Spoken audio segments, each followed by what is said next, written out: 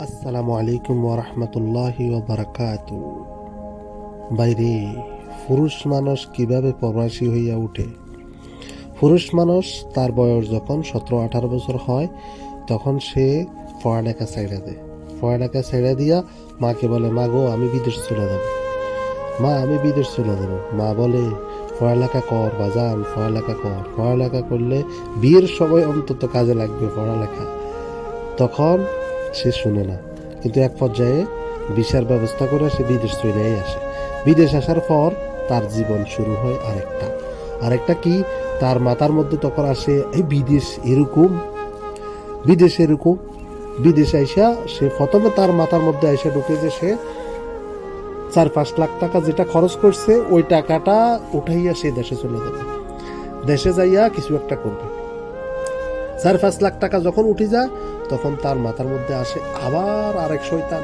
সে আইসা কি বলে যে কিছু টাকা হইলে তারপরে তুমি দেশে যেয়ে কিছু একটা করতে পারবে। আচ্ছা ঠিক আছে, তা সে রইয়া যায়।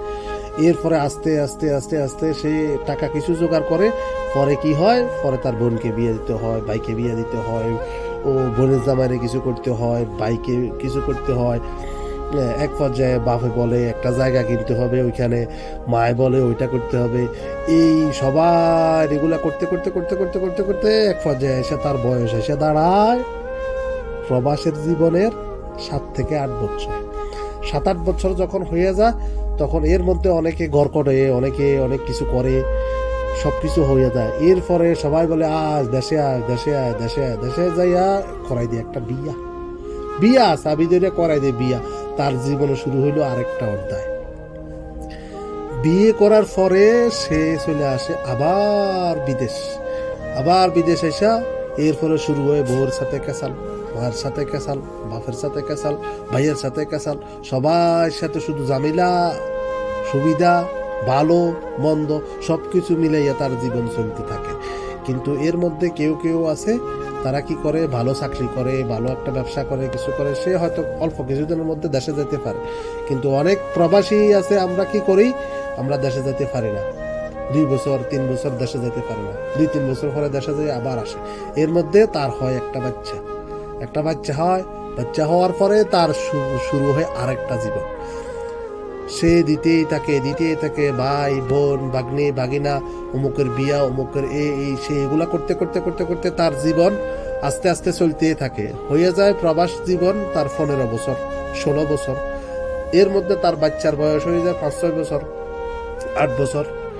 এগুলা করতে করতে করতে করতে তার প্রবাস জীবন যখন 25 থেকে 30 বছরে যায়, পৌঁছে যায়, তার বাচ্চার বয়স হয়ে যায় তখন বিয়ের বয়স। মেয়ে হইলে বিয়ে দিয়ে দেয়, ছেলে হইলে তার লাগবে একটা হামসার মোটর সাইকেল। এই মোটর সাইকেল কিনতে কিনতে তার জীবন হয়ে যায় ফানসার হয়ে যায়। এর মধ্যে তার জীবন চলতে থাকে কিছু করতে করতে করতে করতে সে যখন এক পর্যায়ে যায় তার বিদেশের বয়স 30-35 বছর 40 বছর হইয়া যায়। এরপরে যায় রিটার্ন হইয়া দেশে যায়। তখনও কিন্তু তার এখনো দেশে চলার মতো কিছুই হয় নাই, কিছুই সে করতে পারবে না, এটা হইবই না। জীবন শেষ হইয়া যাবে, দেশে চলার মতো কিছুই হইব না। এটা কখন কোন দিন যে সেটা আসবে সেটার কোনো দিক নির্দেশনা নাই, সময়সীমা নাই। সে দেশে কি করবে সে নিজেও জানে না, টাকাই হইব না। টাকা আজকে এটা না হলে কালকে ওইটা, পরশু ওইটা, আজকে এটা কালকে এটা, পরশু ওইটা করতে করতে করতে করতে তার জীবন চলতে থাকে। এক পর্যায়ে সে দেশে চলে যায়। দেশে যাইয়া তখন তার বয়স হয়ে যায় 60-65 বছর, বউয়ের বয়স হয়ে যায় 30-35-40 বছর, তার বাচ্চার বয়স হয়ে যায় 20-25 বছর। তখন সে রিটায়ার্ড পারসন, সে কি করে, দেশে যাইয়া দেশে ঘুরাগাড়ি করে, টুকটাক এটা সেটা করে, 4 বছর 5 বছর 6 বছর 7 বছর 8 বছর এই কিছু করতে থাকে, টুকটাক করতে করতে করতে করতে সে এক পর্যায়ে তার জীবন শেষ। তো এখন কি হলো, একজন প্রবাসীর জীবন থেকে মৃত্যু পর্যন্ত 10 মিনিটের মধ্যে 5 মিনিটের মধ্যে সব কাহিনী শেষ। এটাই হলো প্রবাস জীবন। এমন একটা জীবন, এটা হলো কুত্তা জীবন নিয়ে প্রবাসীরা থাকে। এই কুত্তা জীবনের মধ্যে সুখ শান্তি ভালোবাসা, আদর, মিল, মোহাব্বত, ভালোবাসা সব কিছু মিলিয়ে একটা জীবন। ভাই প্রবাসী যারা আসছেন তারা বুঝেন প্রবাসীর অবস্থা, প্রবাসীটা কি। একটা কবিতা আছে না, চিরসুখী জন ভ্রমে কি কখন ব্যথিত বেদন বুঝিতে কি পারে, কি যাতনা বিষে বুঝিবে সে কিসে, কবু আসে বিষে দবংশ নিজারে।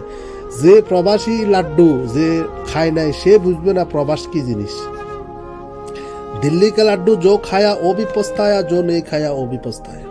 ভাই সর্বশেষ এটাই বলবো সবাইকে, প্রবাসে আসার আগে চিন্তা ভাবনা করবেন বিদেশ কি জিনিস, সেটা চিন্তা ভাবনা করিয়া তারপরে বিদেশ আসবেন, এর আগে আসবেন না। আমার ভিডিও শেষ, আমার কথাও শেষ, সব শেষে একটা সুন্দর ঘর আছে, ওই ঘরটার মধ্যে সবাই যাইবেন। সবাই যাইয়া বিশেষ করি 5 ওয়াক্ত সালাত, প্রবাসে থাকেন দেশে থাকেন যেখানে থাকেন 5 ওয়াক্ত সালাত জামাতের সহিত আদায় করার চেষ্টা করবেন। এটাই হইল আমাদের সম্বল, এটাই হইল আমাদের জীবন, এটাই হইল আমাদের সব কিছু। সালাত সালাত সালাত, সালাতকে কখনো দেরি করাইবেন না। আজানের সময় হয়েছে, সালাতের সময় হয়েছে, যাইয়া 5 ওয়াক্ত সালাত জামাতের সহিত আদায় করার চেষ্টা করবেন। আল্লাহ হাফেজ।